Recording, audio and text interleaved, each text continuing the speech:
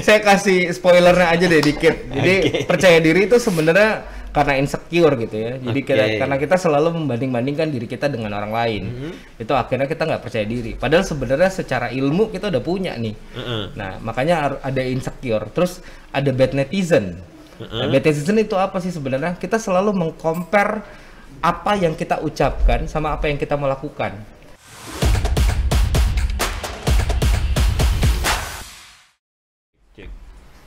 Oke, Assalamualaikum warahmatullahi wabarakatuh. Waalaikumsalam warahmatullahi wabarakatuh. Oke, selamat datang di podcast 55. Terima kasih banyak, Yuda. Yes. Wow, akhirnya kita kedatangan salah satu orang yang sangat multi talent nih. Dan tentunya jarang-jarang ya. Tentunya kita sangat jarang begitu mendapatkan waktu orang yang super sibuk. Yo. Dengan segudang pekerjaan, segudang kegiatan, dan alhamdulillah akhirnya Yuda bisa menyempatkan untuk mampir di podcast 55. Alhamdulillah. Bagaimana kabarnya? Alhamdulillah baik ya. Oke, baik. Yuda, mungkin banyak orang yang penasaran sosok Yuda ini sebenarnya seperti apa. Tapi sebelum kita melangkah lebih jauh, kita ingin lebih kenal dulu Yuda dari asal usulnya itu seperti apa. Lingkungan yang membuat Yuda tumbuh dan berkembang itu seperti apa sebenarnya. Mungkin bisa sedikit diceritakan masa kecil hingga akhirnya betul-betul mendapatkan artinya kayak proses kehidupan saya itu bakal seperti ini loh. Oke. Jadi terima kasih sebenarnya teman-teman dari 55 TV, Kak Jabal. Terima kasih karena udah di-invite ke sini. Saya sebenarnya adalah anak muda yang biasa banget, anak muda yang juga masih berproses sampai detik ini. Cuman memang saya lahir dari keluarga yang harmonis, itu yang saya syukuri dari sekarang. Ayah saya adalah seorang PNS, ibuku adalah seorang mantan pegawai atau mantan banker yang akhirnya resign karena ngurusin anak, ada 6 anaknya. Ada 6 ya. Wow. Terus di 2007 itu ayah saya harus duluan mendahului kita semua. Disitulah saya sebenarnya memulai hidup saya yang sebenarnya. Setelah ayah berpulang. Jadi 2007 karena sebenarnya bapakku itu betul-betul adalah role model buat saya. Kalau ibu saya belajar kasih sayang dari beliau, saya belajar cinta kasih dari beliau. Kalau bapak saya belajar prinsip dari beliau. Bagaimana berprinsip, bagaimana punya pola hidup, bagaimana punya tata krama, bagaimana cara bergaul, itu saya belajar dari beliau. Jadi saya nggak repot-repot untuk buka buku, nggak repot-repot untuk buka sosial media mungkin. Saya belajar benar-benar dari ruang lingkup keluarga. Karena memang ayah dan ibu sudah mewakili semuanya ya. Ayah dan ibu itu sudah benar-benar mewakili. Makanya waktu pas ayah harus pergi, itu benar-benar kita kayak jadi anak ayam yang tiba-tiba kehilangan induk, yang baru menetas terus tiba-tiba kehilangan induk. Jadi kayak kita mau kemana nih? 2007 itu awal karir saya sebenarnya. Jadi saya harus kuliah. Setelah kuliah saya selesai kuliah langsung alhamdulillah dapat tawaran untuk kerja di bank. Dari bank, dari dunia konvensional, akhirnya saya berputar haluan 180 derajat menjadi seorang startup. Saya langsung masuk di Gojek. Jadi mulai dari konvensional akhirnya berubah total menjadi seorang yang bekerja di bidang startup gitu. Dari startup itulah saya juga banyak belajar.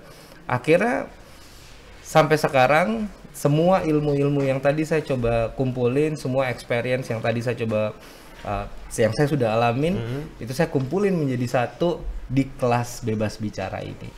Ini menarik ya, karena tentunya di job pertama dari Yuda itu kan sebenarnya sudah cukup mungkin ya untuk saat itu. Tapi apa yang membuat sehingga Yuda harus memutar haluan yang katanya 180 derajat mengarah ke startup? Apakah memang ada hal baru yang membuat Yuda kayaknya menarik ini dan mungkin masa depannya bisa lebih dibanding yang sekarang, atau seperti apa? Saya yakin bahwa setiap manusia itu punya passionnya masing-masing, punya talentnya masing-masing, dan saya merasa bahwa di dunia banker selama 2 tahun itu cukup untuk saya belajar. Banker itu gajinya lumayan loh. Gajinya lumayan dan itu bisa jadi pegangan seumur hidup gitu ya.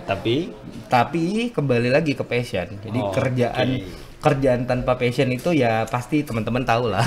Gimana bekerja setiap bangun pagi terus bersyukurnya harusnya 100% atau bahkan lebih dari 100%.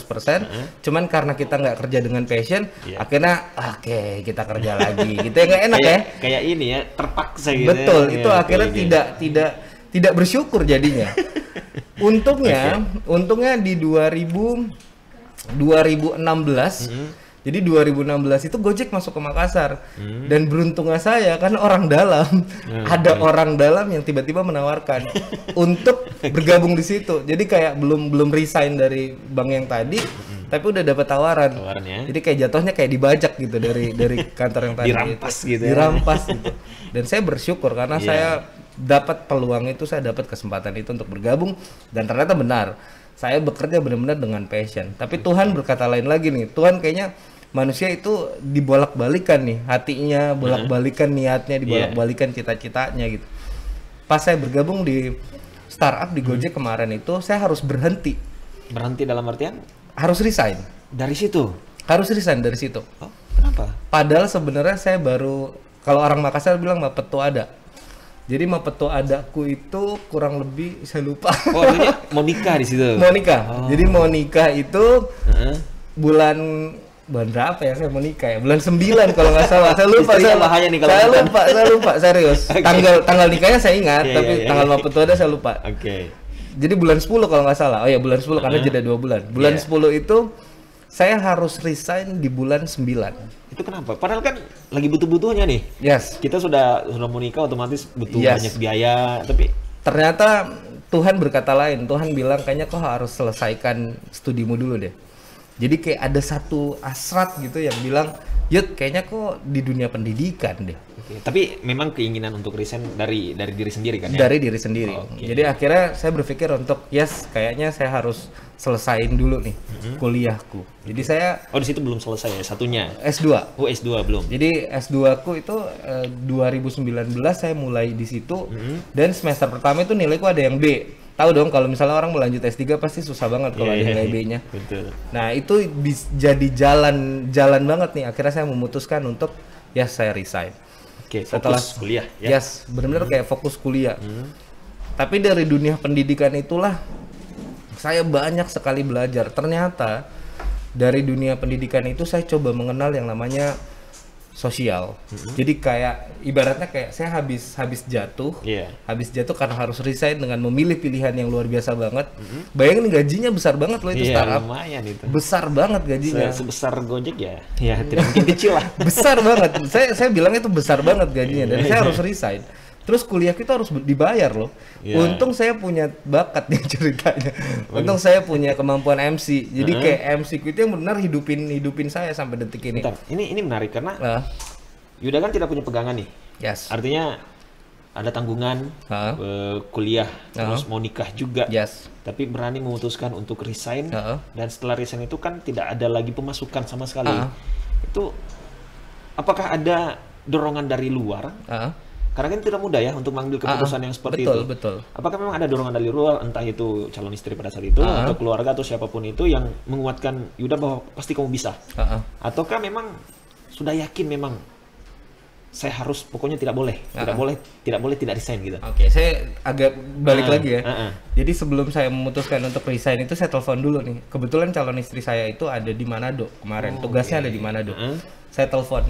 Saya bilang ini keputusan terberat nih dalam hidup nih. Saya harus resign. Saya harus banget resign. Dengan pressure pekerjaan juga pada saat itu. Jadi kayak dulu itu saya bertugas sebagai business account manager yang harusnya membuka ekspansi di beberapa kota. Jadi kayak Kalimantan, Manado.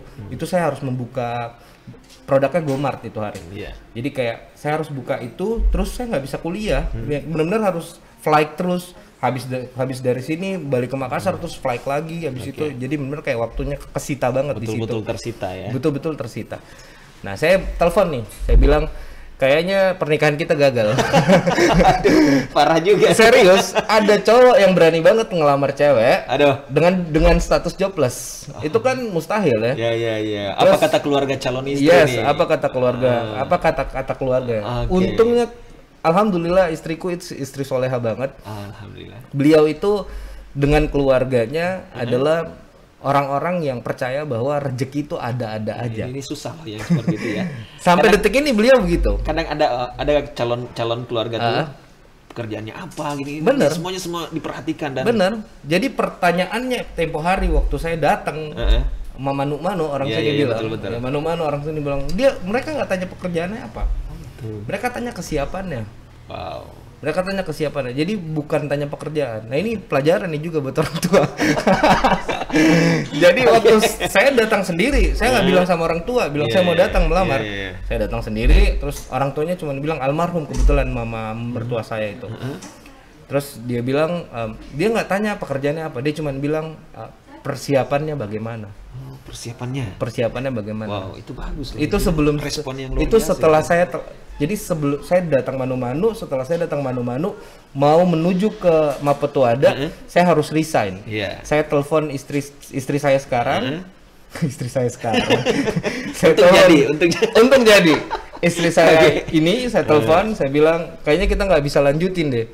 Terus dia cuma bilang begini, kalau memang kita yakin ya ayo kita sama-sama. Bentar, itu berarti Yuda awalnya pesimis dong ya? Pesimis dong. Siapa sih dan berani mengatakan seperti itu calon istri? Siapa sih sebenarnya yang berani ngelamar anaknya orang, terus sorry to say dia itu piatu pada saat itu. Yatim. Yatim ya. Papanya itu udah meninggal. Jadi papanya itu udah meninggal, terus dia posisinya yatim, dia anak bungsu, yang lainnya udah pada menikah, dia anak bungsu. Terus ada cowok yang berani banget melamar dan dia jobless. Logikanya kan nggak mungkin ya. Iya. Logikanya nggak mungkin ya. Tapi karena istriku luar biasa, istriku bilang, ayo kita jalan. Karena rezeki itu ada yang ngatur. Tapi waktu itu istri sudah kerja atau belum juga? Istri kerja. Kerja ya. Jadi istri kerja. Justru karena istriku kerja lah, semakin mentalku semakin terpuruk gitu. Karena istriku ini kerja. Iya betul. Dan kerjanya di BUMN. Kena mental itu ya. Kena mental BUMN. Kalau suami nggak kerja, istri kerja, waduh gimana? Istri bukan cuma kerja ya, istriku itu BUMN, pokoknya tetap. Wow. Jadi kayak BUMN itu luar biasa loh gajinya tuh. Ini kayaknya challenge nih buat saya. Tapi luar biasa loh, istrinya itu betul-betul bisa menerima apapun keadaan Yuda pada waktu itu. Alhamdulillah. Mungkin karena saya cakep kali. Wah. Nggak, bercanda. Nggak apa-apa, serius juga nggak apa-apa. Dan mungkin di situ Yuda bisa melihat dan menilai bahwa wah betul-betul cintanya ini tidak dilihat dari materi gitu ya. Yes, itu istrinya dia. Betul-betul sayang dan betul-betul yakin. Dia gitu. Cuma bilang begini, Kak Jabal. Jadi ini kata yang selalu menguatkan saya sampai detik ini dengan apapun masalahku berdua. Dia cuma bilang begini, saya menikah sama kamu itu bukan karena kamu, tapi karena lillahi ta'ala. Dia karena menikah karena Tuhan gitu. Betul-betul dia serahkan hidupnya, dia serahkan keputusannya itu karena Tuhan. Dan luar biasanya, ini jadi kayak cerita istri saya nih. Tidak apa-apa. Luar biasanya beliau itu, kenapa saya dapat jawaban dari kok ini orang yakin banget ya, atau ini orang pura-pura aja nih, cuman gara-gara takut nggak dinikahin. Tapi ternyata kebukti. Jadi mulai dari malam pertama sampai detik ini, itu sholat tahajudnya nggak pernah putus. Wow, keren. Dia yang selalu bangun jam 2:30 dan itu konsisten. 2:30 subuh itu selalu bangun. Itu istriku. Namanya siapa? Namanya ada salah satu, ada dari 3 kata yang biasa kita sebutin pas MC. Sakinah, mawaddah, warahmah, namanya di tengah-tengah, mawaddah. Coba disapa dulu dong. Hai. Ini bakal dia wajib nonton ini. Luar biasa loh itu. Dia cengeng, biasa dia menangis. Waduh, berarti bisa-bisa dia nangis nih. Tapi ya, sampai sekarang sudah berapa tahun tuh nikah? Saya alhamdulillah udah 2018, 3 tahun. Lebih. Nanti Desember baru mau 4 tahun. Wow, sudah lama juga ya. Artinya cukup lama sih ya. Artinya bukan muda, tapi ya sedang-sedang gitu. Dan saya yakin pasti keburukan dan kebaikan setelah nikah semuanya sudah ketahuan gitu ya. Semuanya tidak mungkin tidak. Semuanya. Dan sekarang ya alhamdulillah akhirnya gitu bisa berjalan berbarengan, suka duka pasti sudah dilalui semuanya. Dan akhirnya terjawab sudah setelah Yuda yang artinya tidak punya kerjaan apa-apa, sekarang dengan segudang pekerjaan. Wow, luar biasa loh ya. Kalau tadi sebelum kita kan ada briefing juga ya, dan tadi Yuda sempat mengatakan bahwa saat ini kegiatannya ada beberapa ya, dan mungkin bisa disampaikan kembali beberapa kegiatan itu. Jadi saya itu berangkatnya dari Master of Ceremony, jadi MC. Awalnya di 2012 itu saya terpilih jadi Duta Pajak Sulawesi Selatan. 2012. Nah, itu disitulah saya memulai karir saya sebenarnya. Sampai pemenangnya itu kan dapat motor tuh. Wah, lumayan. Dapat motor, harga motornya kurang lebih 14.700.000 tempo hari. Nah, motor itu saya jual untuk selesaiin S1-ku kemarin. Selesaiin S1-ku, kemudian saya berangkat dari dunia per-MC-an itu di tahun itu. Dari situ akhirnya sekarang saya sedang melakukan 5 project. Jadi project juga itu ya? Alhamdulillah sekarang. Dari yang jobless dulu sekarang 5. Wow. Sekarang kayak betul-betul Tuhan lagi baik sekali sama saya dan saya lagi benar-benar menikmati proses ini. Jadi di 2019 2019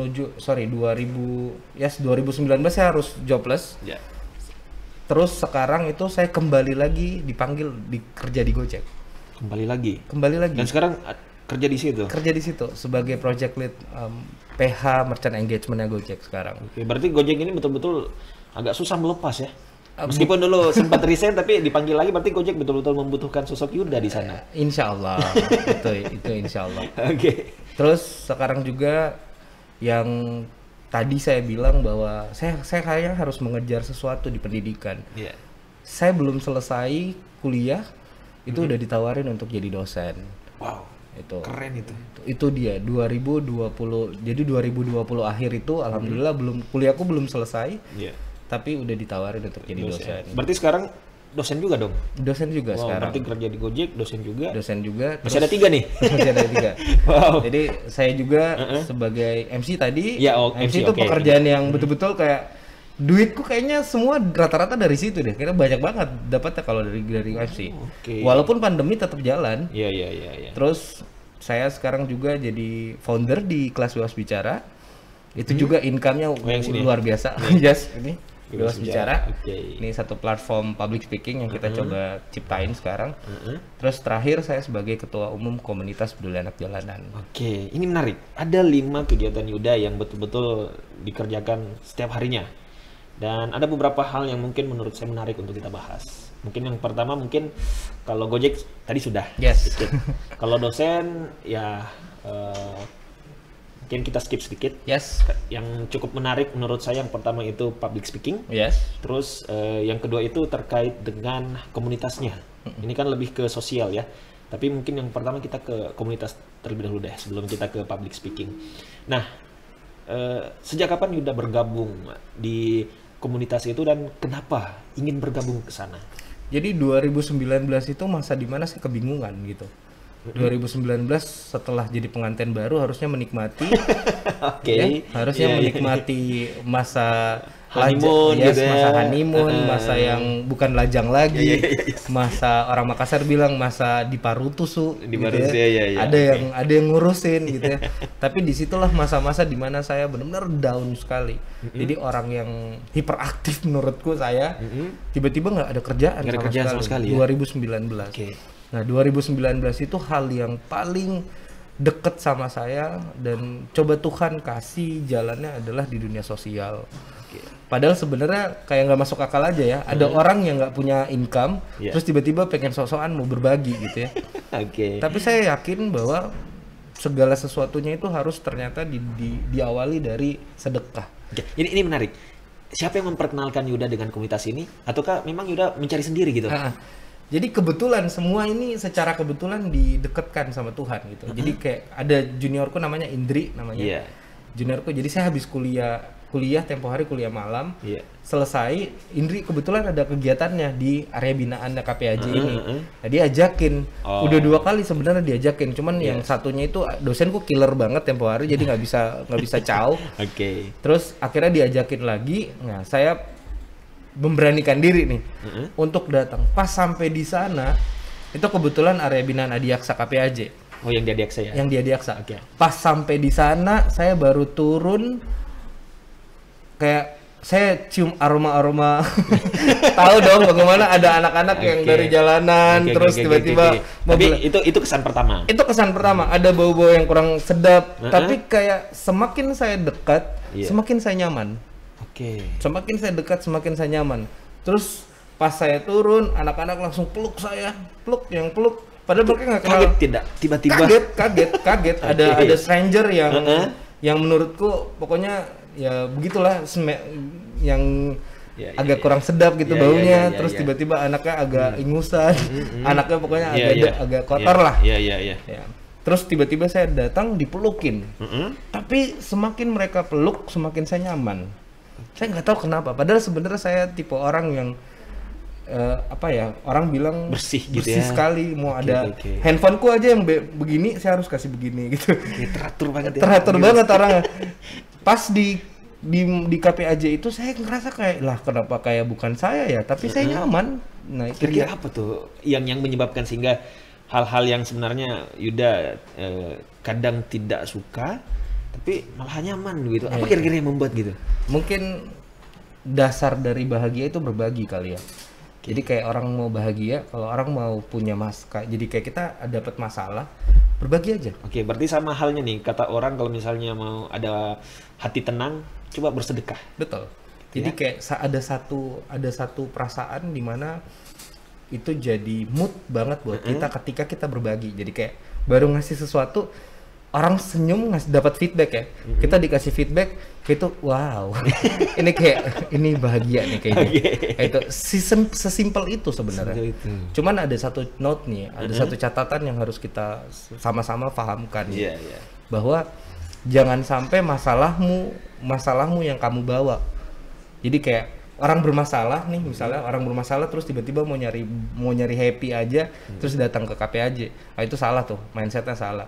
Tapi itu jadi bonus tuh. Jadi kayak kita datang, kita lagi bermasalah, terus kita dapat anak-anak yang lucu-lucu.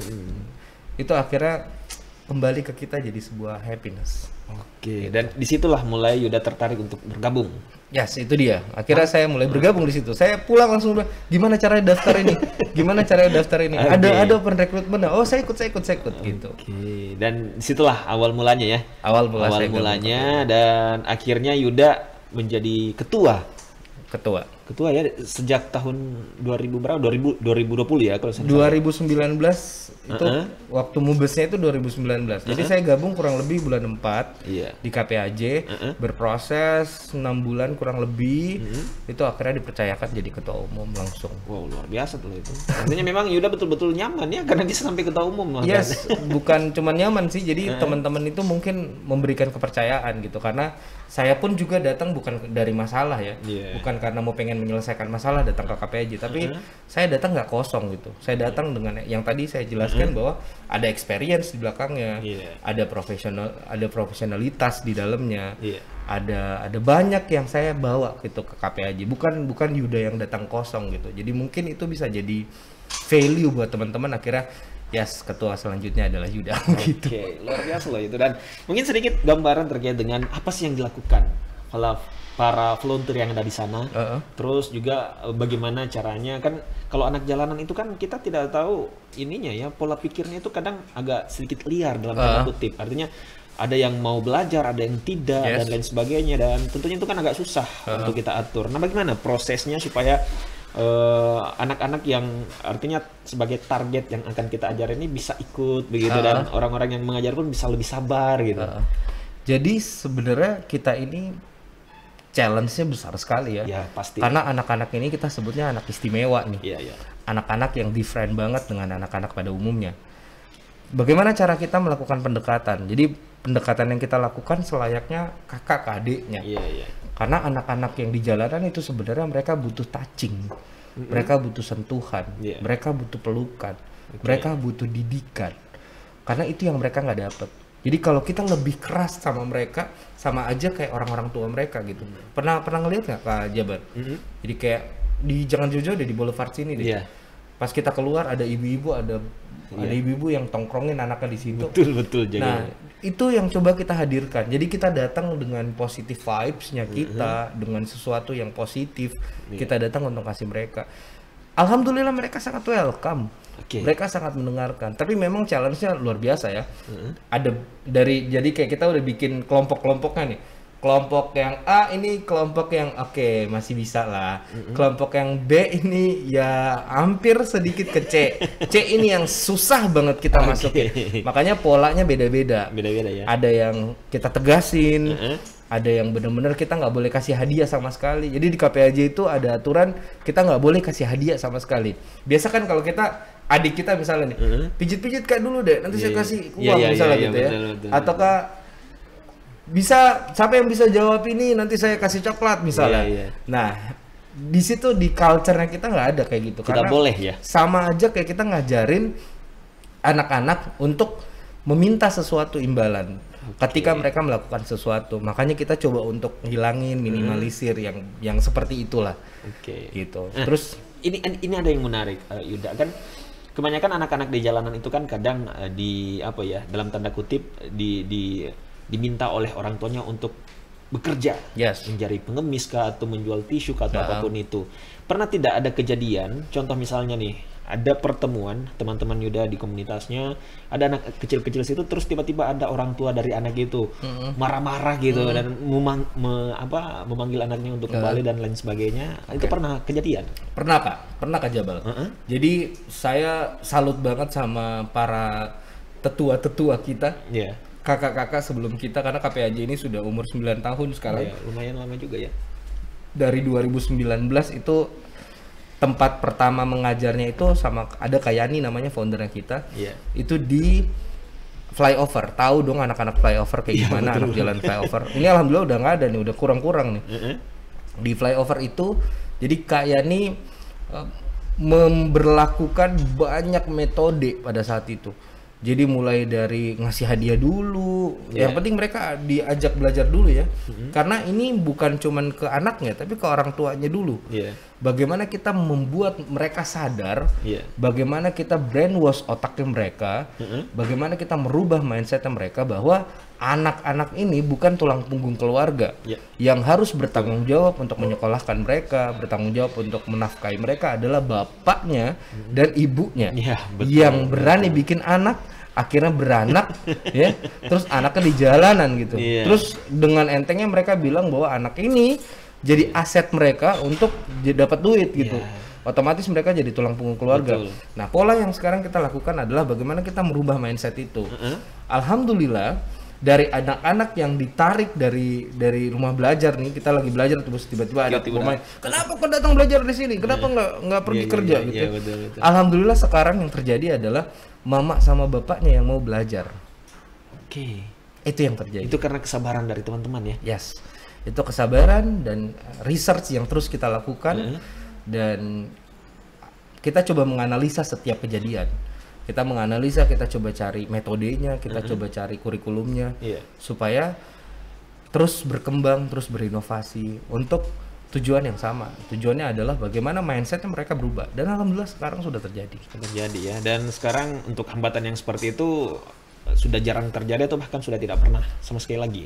Sudah tidak pernah sama sekali. Tidak pernah. Berarti memang metode yang dilakukan oleh teman-teman itu memang efektif gitu ya. Efektif. Dan sampai sekarang memang sudah tidak ada lagi yang seperti itu. Alhamdulillah sekarang orang tuanya sudah jadi mitranya kita. Gitu ya. Jadi kalau anaknya nggak datang ngaji misalnya atau datang belajar ke rumah belajar kita, orang tuanya yang marah-marah ke anaknya. Berarti bagus tuh, mindsetnya sudah diputar 180 derajat berarti itu artinya kita udah dari tolak ukur itulah kita merasa bahwa ini yang kita lakukan udah berhasil. Udah berbuah lah. Betul sekali. Nah, selanjutnya mungkin yang menarik juga untuk kita bahas itu adalah mitra yang diajak kerjasama. Ini kan kalau misalnya kita membuat sebuah komunitas, mungkin kita bisa kembangkan kalau misalnya kita mengajak ada beberapa mitra yang kita ajak begitu untuk mengembangkan gitu ya.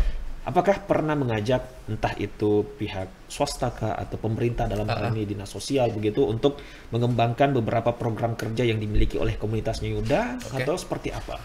Jadi di awal kepengurusan kita itu di pengurusan namanya super team satu frekuensi. Itu super team satu frekuensi. Kenapa kita bilang super team dengan tagline super team satu frekuensi? Jadi yang pertama kita perbaiki di KPAJ pada saat kita pertama kali jadi pengurus itu adalah manajerialnya. Manajerialnya, bagaimana pemberdayaan SDM-nya, kemudian bagaimana membuat sebuah kurikulum, itu yang coba kita perbaiki. Seperti tetap terstruktur ya? Semuanya terstruktur. Jadi di tahun pertama kita menjabat itu yang kita lakukan. Dan saya bersyukur sekali, saya dan teman-teman itu kompaknya minta ampun. Terus kita backgroundnya bukan dari orang-orang yang expert banget, tapi kita punya solusi di setiap masalah. Itu saya bersyukur sekali, saya dikelilingi sama orang-orang yang memang jauh, jago-jago lah gitu. Circleku tepat sekali gitu. Jadi alhamdulillah cepat sekali, semua bisa tereksekusi dengan sangat maksimal gitu. Nah itu yang coba kita lakukan. Terus di tahun kedua ini Kita tinggal menuai hasil aja karena ada regenerasi ya. Iya, iya. Kita menyimpan, kita melakukan yang terbaik di tahun pertama, yang tahun kedua tinggal dieksekusi. Kan polanya sudah ada ya? Polanya sudah ada. Jadi polanya sudah ada, tahun kedua tinggal tereksekusi. Pokoknya kalau mau lakuin ini, jangan. Ini kayaknya nggak boleh deh, nggak disuka nih kalau kayak gini. Bukan tipenya kita. Terus apalagi yang kita lakukan sekarang, branding. Itu paling penting. Jadi brandingan itu paling penting. Bagaimana kita nge-blow up semua kegiatan kita, membuat semuanya menjadi transparan gitu. Karena ini sosial ya. Sosial itu kaitannya dengan donasi. Betul. Ada donatur, ada mitra gitu. Kebetulan yang kita lakukan juga sangat berhasil. Jadi ketika kita pitching ke mitra misalnya, itu dengan mudah gitu. Padahal sebenarnya ini rahasianya KPAJ nih. KPAJ itu sebenarnya belum terlegalisir. Tidak ada legalitasnya. Tapi karena kita membangun dengan kepercayaan, dengan kredibilitas, dengan kekuatan masing-masing teman-teman, yang Superman ini kita kumpulin semua jadi super team. Jadi alhamdulillah bisa bergerak dengan baik sekarang. Dan itu membuat para donatur percaya. Para donatur percaya. Kebukti Telkomsel bergabung sama kita. Wow. PLN bergabung sama kita. Terus ada apa lagi? Ada banyak. Ada banyak pokoknya. Ada yang saya ingat itu ada 2, pokoknya ada banyak deh, ada banyak Kak. Kita pegang dana kemarin aja itu kurang lebih udah 200 jutaan. Untuk komunitas kecil loh Pak. 200 juta. 200 jutaan kita pegang dan kita kelola itu untuk dibagi-bagikan ke, tapi semuanya transparan, laporannya transparan. Kita posting apa yang kita gunakan, semuanya posting. Jadi orang ketika kita buka donasi, orang akan cepat ngasih, merespon gitu ya. Merespon ini dan bagus loh, ini transparan. Betul. Dan itu kita pelototin, uang sekecil apapun aja kita pelototin kalau ada yang macam-macam gitu. Dan alhamdulillah nggak ada. Sampai sekarang ya, sampai sekarang. Ya. Dan kalau misalnya dilihat dari total anak asuh nih, bisa dikatakan seperti itu, anak jalanan yang artinya masuk di komunitasnya Yuda, itu ada berapa orang sih sebenarnya hingga saat ini? Sekarang itu ada 157 anak, dan dari 157 anak itu ada 6 yang saya ambil ke rumah. Ke rumah? Untuk jadi anak asuh. Wow. Ini betul-betul luar biasa, 100% betulnya. Yes. Itu tidak gampang loh gitu. Jadi anak asuh sekarang ada 6 orang di rumah. Awalnya 12 anak, ada 6 cewek, 6 cowok. Cuman karena mereka udah mulai balik, udah bahaya ya. Akhirnya kita pulangkan, dan itu saya hasil kerja sama dengan istri. Dan istri mendukung? Istri mendukung. Sangat ya? Mau nggak mau dia harus mendukung. Karena ini kebaikan. Dan alhamdulillah sekarang dia udah dapat predikat bunda dari anak-anak. Wow, berarti anaknya sudah 6 ini? Anaknya udah 6 sekarang. Udah 6 anaknya, terus saya juga udah dapat predikat ABI sekarang. Dari anak-anak. Dan alhamdulillah mereka anak-anak yang putus sekolah sekarang udah sekolah kembali, dan kita persiapkan mereka untuk jadi penghafal Quran. Wow, subhanallah, luar biasa loh itu. Pahalanya luar biasa itu. Ya, mungkin itu bonus jadinya ya, pahala. Tapi yang paling penting adalah manfaat apa dulu yang kita bisa lakukan. Kira-kira pernah tidak berpikiran untuk artinya untuk di komunitas ini mungkin saya hanya bisa sampai umur sekian misalnya. Pernah tidak kepikiran seperti itu, atau belum pernah sama sekali kepikiran seperti itu? Intinya jalan saja gitu, sampai saya betul-betul tidak mampu lagi. Saya sebenarnya sama istri punya satu prinsip. Jadi saya sama istri itu juga punya dinamika ya. Semua hubungan itu pasti ada dinamikanya. Dinamikanya naik turun, tapi selalu punya prinsip bahwa kita tidak saling meninggalkan, tapi saling memperbaiki. Itu terus yang selalu ada di kepala saya. Jadi istriku pun setia sampai detik ini, saya pun setia sama dia karena itu. Kita tidak saling meninggalkan, tapi saling memperbaiki. Dan itu akan saya lakukan juga di KPAJ. Saya tidak akan pernah meninggalkan, karena saya pertama mengenal happiness, saya pertama kali mengenal kebahagiaan. Sampai kapanpun. Dan anak-anak sekarang yang udah tinggal di rumah 6 orang itu ya karena KPAJ. Jadi saya nggak mungkin melupakan KPAJ, dan saya nggak mungkin juga mau masuk di komunitas yang baru nggak mungkin. Saya nggak mungkin mau bikin rumah baru, nggak mungkin. Berarti sudah betul-betul cinta ya dengan komunitas ini. Cinta mati. Cinta mati gitu ya. Bisa kan kayak istri kedua gitu. Jangan bilang istri kedua dong, bahaya itu. Di skip ya. Ini menarik, dan tentunya jiwa-jiwa yang seperti ini sebenarnya sangat dibutuhkan begitu. Apalagi kalau misalnya kita lihat di Makassar ya, di setiap lampu merah masih ada saja gitu ya anak-anak ini, dan semuanya itu tentunya butuh perhatian. Yes, itu mungkin yang bisa kita challenge sekali buat teman-teman yang betul nih. Saya aja orang yang pernah terpuruk banget, itu bukan saya ya, saya bilang Tuhan kasih jalan ke saya untuk bisa mampu gitu mendidik 6 anak. Saya yakin kalau kita ngambil satu anak satu rumah mungkin bisa kali ya. Kalau jadi kayak ada satu orang, setiap orang tua itu punya anak asuh gitu. Anak asuhnya mungkin anak jalanan. Saya pikir itu bisa menyelesaikan masalah. Cuman mungkin pemikiran orang kan berbeda-beda. Beda-beda. Tapi itu kalau mungkin bisa terjadi. Pemikirannya orang-orang itu kayak Yuda, wah luar biasa. Kayaknya di lampu merah sudah tidak ada anak jalanan lagi kayaknya. Saya yakin bukan cuma saya yang berpikir ini, pasti ada banyak. Berapa persen orang pun itu cukup saya rasa. Dan mungkin banyak juga yang merasa bahwa masih ragu gitu, masih merasa tidak yakin gitu. Nah, ini menarik nih, bagaimana caranya meyakinkan diri sendiri bahwa kita bisa.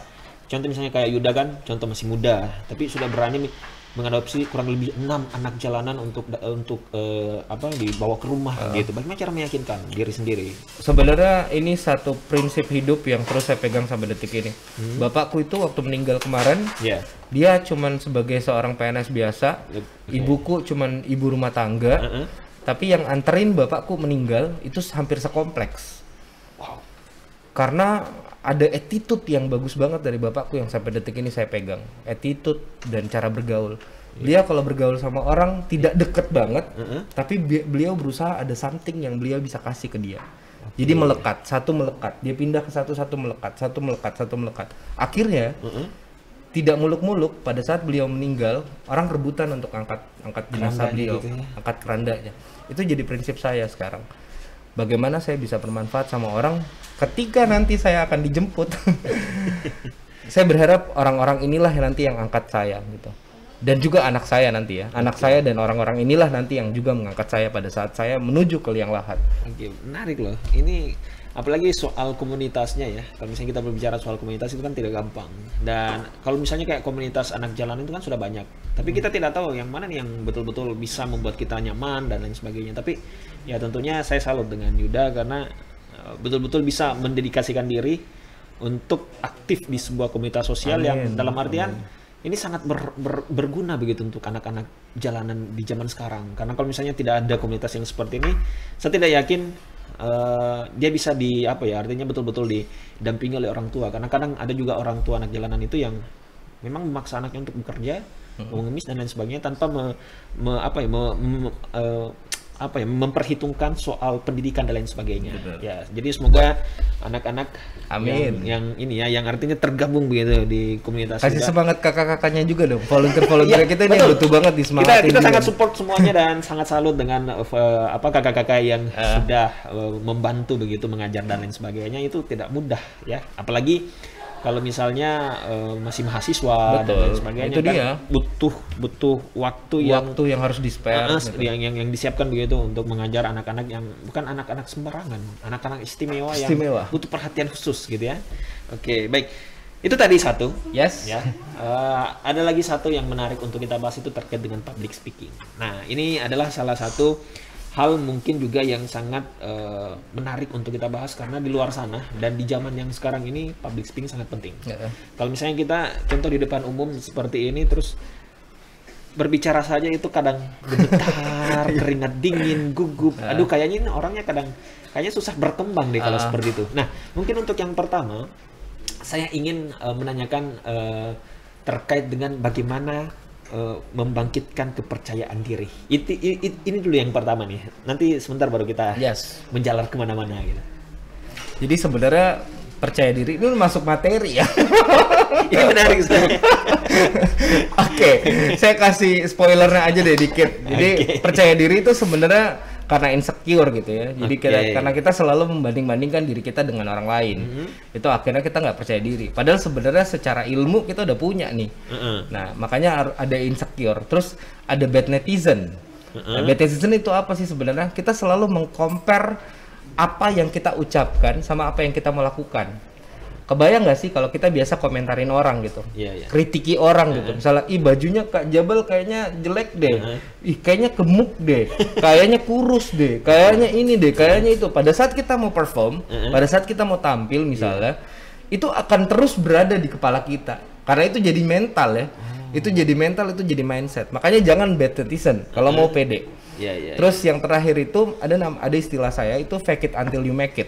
Fake it until you make it itu bagaimana kita punya trik untuk dapetin sesuatu. Nah ini triknya ini tergantung dari orang tertentu. Yes, trik itu bisa dipelajari di kelas Bebas Bicara. Oke. Gitu. Jadi 3 hal itu. Terus apalagi sih sebenarnya yang kita harus butuhkan untuk bisa tidak pede, untuk bisa pede gitu. Kenapa saya yang grogian ya?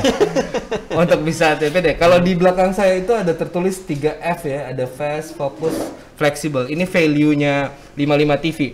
Kalau kita juga punya value di public speaking itu ada value juga. Namanya 3R. Ada research, ada rehearsal, dan ada relax. Jadi ketika kita mau perform itu percaya aja bahwa ketika kita udah melakukan sebuah research, kita cari tahu Jabal ini udah punya anak 1. Bener ya? Betul ya. Jadi Kak Jabal ini udah punya anak 1, terus Kak Jabal ini juga adalah mantan penyiarnya itu kan. Saya tahu semua ngeriset kayaknya. Yes, saya harus ngeriset nih. Saya harus ngeriset lawan bicara saya siapa gitu ya.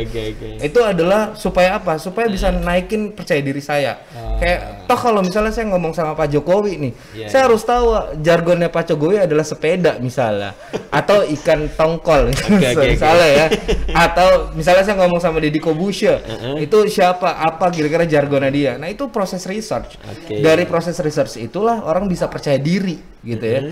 Terus ada rehearsal. Sometimes ada orang yang menganggap bahwa obrolan-obrolan begini, ada obrolan-obrolan berdua itu bukan rehearsal. Sebenarnya itu adalah sebuah proses latihan. Dan ada beberapa teman yang akhirnya toxic gitu, yang kita baru mau ngomong serius aja sama dia karena kita mau latihan nih ceritanya.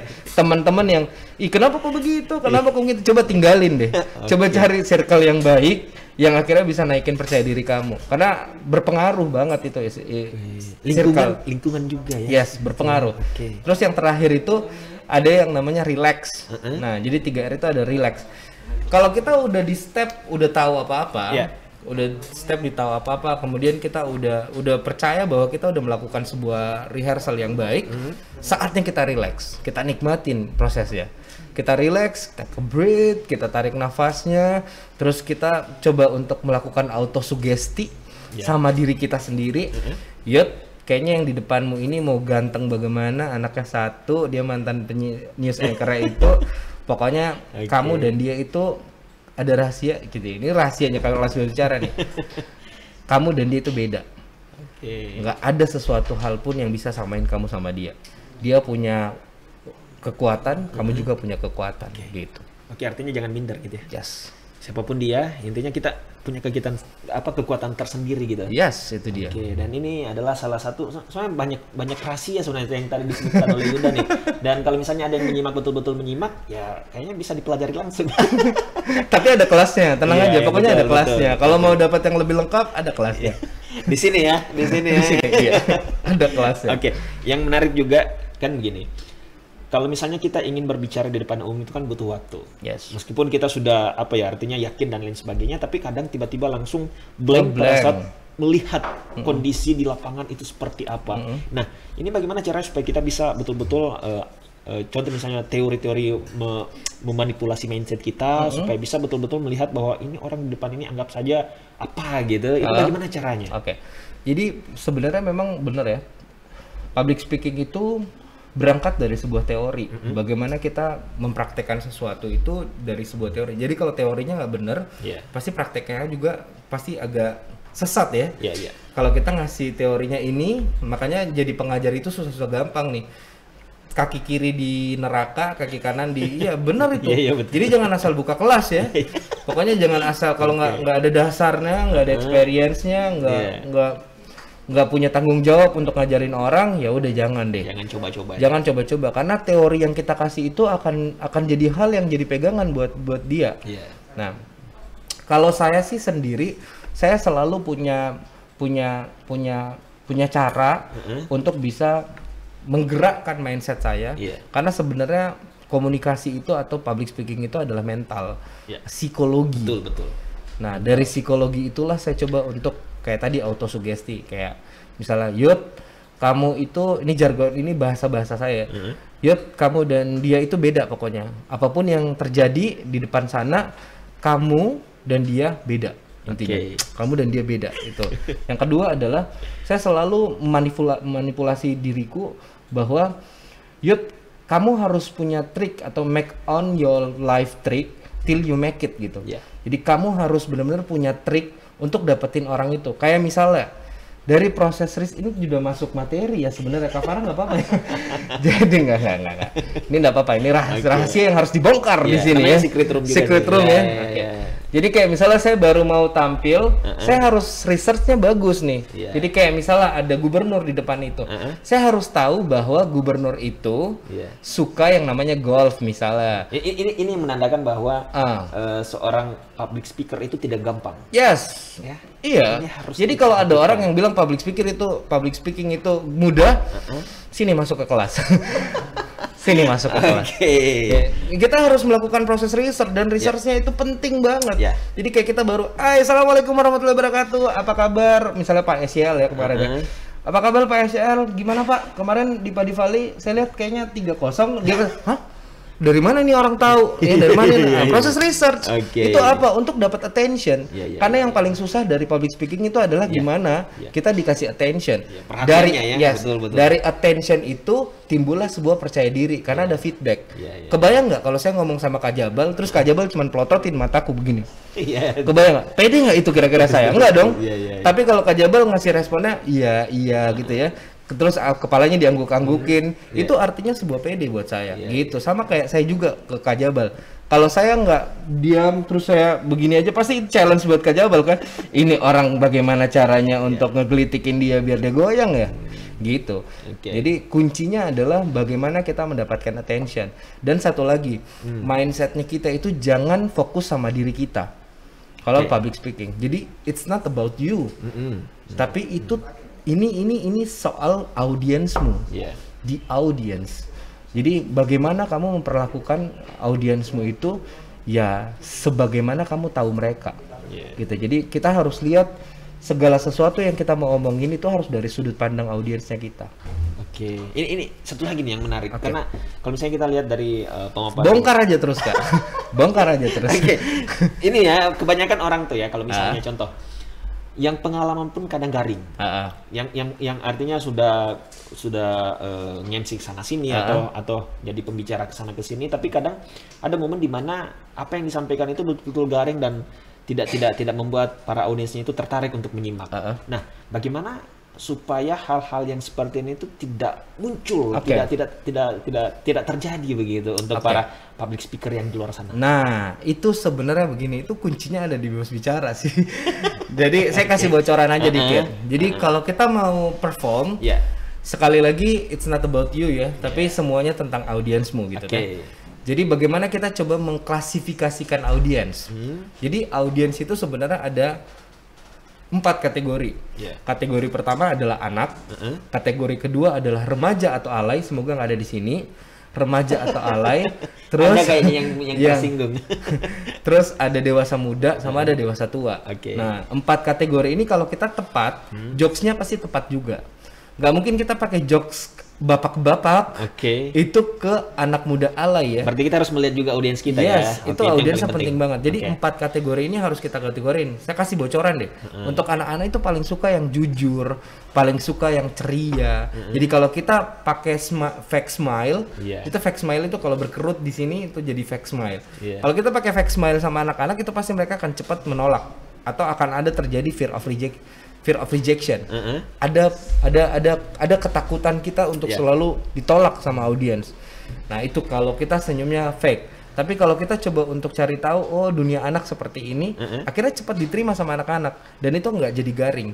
Terus kalau untuk remaja alay misalnya, kalau jokesnya kita pakai jokesnya bapak-bapak, itu pasti nggak masuk ya. Iya. Tapi coba kalau kita, hai semuanya, apa kabar? Kita pakai TikTok ya, Iya, gaya TikTok kayak gini ya. Harus disesuaikan. Itu kan langsung masuk ya, Oke. langsung mereka kan, iya kan, langsung otomatis kita dapat energi balik dari mereka. Nah, disitulah kita bisa main, disitulah sebenarnya. Kalau ada yang bilang, ih jadinya garing, bukan jadinya garing, kamu nggak tepat aja main ke audiensmu. Oke. Jadi karena audiensmu adalah bapak-bapak, kamu kok main-mainnya TikTok, nggak mungkin lah garing lah, iya kan? Oke. Misalnya ada satu gathering nih, kita lagi nge-MC event gathering misalnya, event gathering dihadirin sama koko-koko, cece, aci-aci, misalnya, terus bapak-bapak misalnya, terus baru kita ngejoknya TikTok, kan nggak masuk.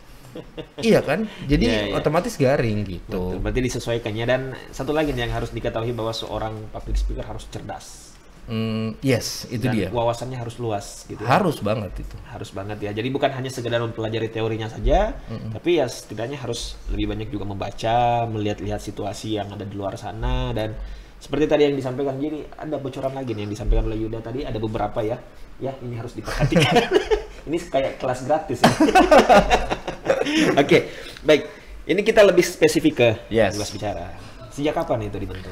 Jadi bebas bicara itu juga lahir ketika saya masuk KPAJ. Oh, jadi sudah lama berarti ya? Iya, sebenarnya kalau mau ditanya asal usul bebas bicara itu sebenarnya dari KPAJ. Jadi dari KPAJ lah saya terinspirasi untuk membuat sebuah platform berbagi juga. Jadi ada kesan sosialnya juga, tapi tetap ada profesionalnya juga. Bagaimana saya bisa dapat income dari situ? Karena kalau istriku bilang KPAJ terus mainannya bahaya ya. Kita mau makan apa ini? Iya, kita mau makan apa ini, harus realistis dong. Mau berbagi apa dia? Jadi harus realistis. Jadi dengan cara inilah saya realistis gitu. Saya menjual sesuatu dengan kemampuan. Saya menjual sesuatu dengan knowledge, saya menjual sesuatu dengan experience. Jadilah bebas bicara. Jadi awalnya itu dari KPAJ saya terinspirasi karena dari berbaginya ya, dari berbaginya saya terinspirasi untuk bikin kelas bebas bicara. Ini berapa orang nih pendirinya atau cuman Yuda saja yang jadi promotor dan nanti baru merekrut teman-teman yang lain? Jadi kepikirannya saya dulu nih. Jadi kepikirannya saya dulu, terus saya ajakin dua teman saya, sahabat saya. Jadi ada Kak Ansar sama Kak Indri. Saya ajakin mereka berdua dan alhamdulillah ternyata cocok nih, misi visinya sama. Mereka juga punya jiwa berbaginya besar gitu. Jadi alhamdulillah sama. Karena jujur kelas bebas bicara itu kita nggak benar-benar nggak full nyari duit. Kita berbaginya ini yang lebih besar. Kayak ibaratnya kayak 70 berbaginya, 30-nya income gitu. Harganya sangat-sangat jauh dari kelas-kelas pada umumnya. Artinya lebih terjangkau ya, dan memang sosialnya lebih dapat di sana. Sosialnya alhamdulillah lebih dapat. Berarti kalau misalnya dilihat dari tahun berdirinya 2019, 2021 cukup lama juga ya, cukup ini ya. Sayangnya kita kehilangan tahun di 2020 ya. Itu kenapa? Gara-gara pandemi. Oh gitu ya, sempat off di situ. Iya, karena kan sebenarnya kegiatan public speaking itu harusnya offline ya. Kalau yang mau daring nggak bisa ya. Sebenarnya kita udah kepikiran ke situ, cuman kalau lihat dari metodenya kita itu susah banget untuk daring karena 70% kita praktis. Oh, ada prakteknya juga. Ada praktek. Jadi kayak kita berangkat dari teori terus 70%-nya praktek bahkan. Praktek. Jadi nggak cocok aja kita rasa untuk kemarin masuknya di digital ya, platform gitu platform. Kalau sekarang sudah mulai ini. Alhamdulillah sekarang bahkan kita udah masuk online lagi. Online juga. Jadi offline-nya jalan, online-nya jalan. Berarti juga. metode online-nya sudah dapat nih ya? Alhamdulillah. Sudah dapat sehingga buka ini juga ya untuk online-nya gitu ya. Alhamdulillah. Untuk pengajarnya sendiri apakah memang Yuda yang terjun langsung atau ada mentor-mentor khusus nih? Jadi mentor kita sekarang itu ada 5. 5 dengan background yang beda-beda. Jadi ada kak saya, ada Kak Ansar, ada Kak Indri, kemudian ada Kak Cipta, sama ada Kak Nana. Kita dari background yang mungkin hampir sama. Semuanya MC nih 5-5. Tapi ada yang profesional, yang professional worker, kemudian ada yang backgroundnya dari jurnalis TV juga, Kak Nana. Nana Jamal. Nana Jamal. Iya. Nana Jamal. Terus dari Kak Cipta. Kak Cipta itu announcer. Kemudian dia juga pemain film. Ya, gitu. Jadi memang backgroundnya beda-beda ya. Iya, Kak Ansar juga itu dia dari announcer juga, sekarang jadi offline dan online activity Gojek sekarang. Dia pegangnya regional. Oke. Gitu. Terus Kak Indri juga MC, terus Kak Indri juga pernah marketing communicationnya TV juga. Jadi backgroundnya mungkin hampir sama semuanya. Nah, ini menarik, saya lupa tadi tanyakan di awal soal nama bebas bicara itu dapat dari mana? Bebas bicara itu di toilet.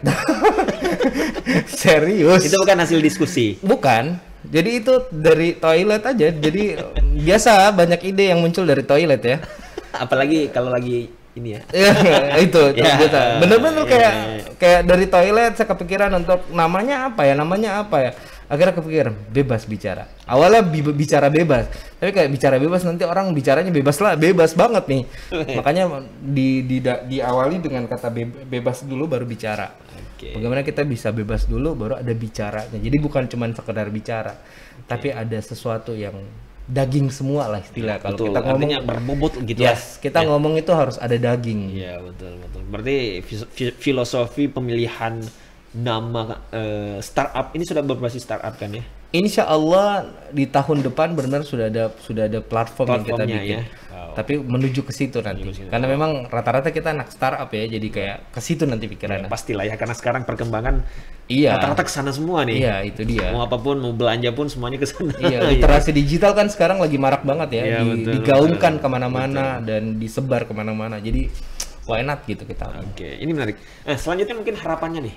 Sebelum quote terakhir yang tadi saya sampaikan, mungkin harapan dari Yuda untuk kesemuanya, mulai dari aktivitas di komunitas, sebagai dosen juga, sebagai MC juga, sebagai owner ya di sini ya. Nah, itu kedepannya untuk anak muda kayak kita nih, ini seperti apa sih kedepannya? Harapannya ya. Ya, kalau udah bicara harapan ini bapak-bapak banget ini jadinya. Saya cuman berharap bahwa kita saling dukung satu sama lain. Saya menciptakan bisnis ini bukan cuman untuk nyari duit, tapi bagaimana bisa bermanfaat juga untuk lingkungan kita.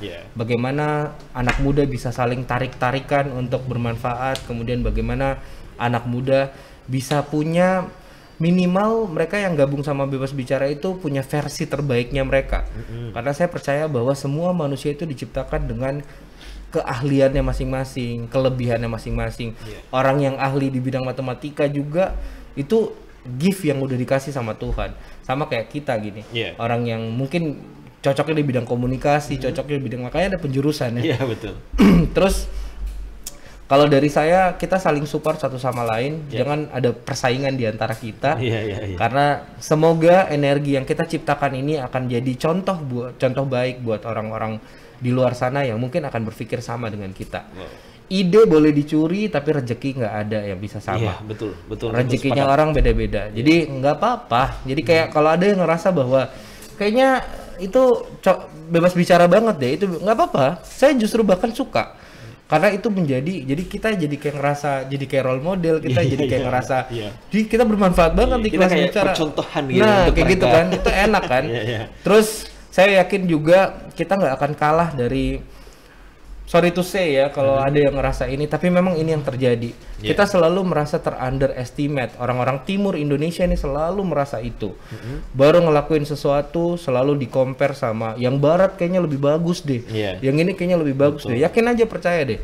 Kalau kita melakukan semuanya dengan ini sama ini, kita juga bisa bersaing kok, teman-teman. Luar biasa. Kita tidak kalah hebatnya ya. Kita nggak kalah hebatnya. Jadi kita orang-orang timur ini hebat-hebat semua. Walaupun dialek kita udah ada pakemnya ya. Udah ada semua. Ada identitasnya lebih tepatnya ya. Tapi semoga identitas itu menjadikan kita dan membuat kita lebih punya value lagi, gitu. punya nilai lagi. Kekhasannya ini, identitasnya ini kadang menjadi nilai jual gitu di luar sana. Betul, kita rubah yang awalnya jadi olok-olokan, misalnya awalnya untuk jadi bahan bercandaan, sekarang orang akhirnya bisa berpikir bahwa oh ternyata anak Timur Indonesia juga bisa ya, oh ternyata anak Timur Indonesia juga mampu ya. Itu ini kita harus standing applause nih ya. Karena tentunya terbukti bahwa anak timur tidak kalah. Yes, gitu ya. Itu dia. Terakhir, quote motivasi nih yang bisa diberikan begitu untuk anak muda. Kita fokuskan ke anak muda karena saya rasa anak muda itu adalah salah satu investasi yang luar biasa untuk bangsa ini. Dia bisa mengerjakan apapun, kayak Yuda bisa mengerjakan 5 kegiatan, wah luar biasa loh. Untuk membagi waktu itu sangat susah sebenarnya, tapi semuanya bisa jalan dengan maksimal. Dan ya tentunya yang biasanya bisa lakukan itu hanya anak muda saja gitu. Oke. Silakan. Saya cuman mau bilang sama teman-teman semuanya, ada satu hasil penelitian dari Amerika yang ngomong gini nih, kalau generasi Alpha dan generasi Z itu akan lose generation di 2030. Itu semoga tidak terjadi. Dan bagaimana caranya kita bisa tidak termasuk dalam generasi yang akan hilang nanti di 2030? Yuk kita sama-sama upgrade skill tak semua. Dan mungkin salah satu tempat yang cocok buat upgrade skill adalah kelas bicara. Terima kasih. Oke, tetap menjual. Promosi. Oke, terima kasih banyak Yuda atas waktunya. Sukses selalu buat kegiatan-kegiatannya. Terima kasih. Terima kasih banyak sudah berbagi di podcast 55, dan tentunya sesuai dengan konsep kita di sini, mengedukasi dan menginspirasi. Dan saya yakin banyak anak muda di luar sana yang sangat terinspirasi dengan kekuatan dan semangat Yuda yang awalnya jobless, tetap semangat begitu, dan akhirnya sekarang sudah nggak tahu apakah dia bisa mengatur waktu dengan begitu banyak kegiatan, tapi saya yakin Yuda bisa. Alhamdulillah. Amin. Yang luar biasa, dan salam buat teman-teman yang ada di komunitasnya KPAJ gitu ya, dan tetap semangat dan jangan mudah menyerah gitu, meskipun saya rasa tidak mudah begitu untuk memberikan pengajaran untuk anak-anak di jalanan. Ya, anak-anak jalanan seperti itu. Oke, baik, terima kasih banyak. Kita cukupkan sekian, sampai ketemu dan jangan bosan-bosan ke sini. Amin. Terima kasih. Assalamualaikum warahmatullahi wabarakatuh. Waalaikumsalam warahmatullahi wabarakatuh.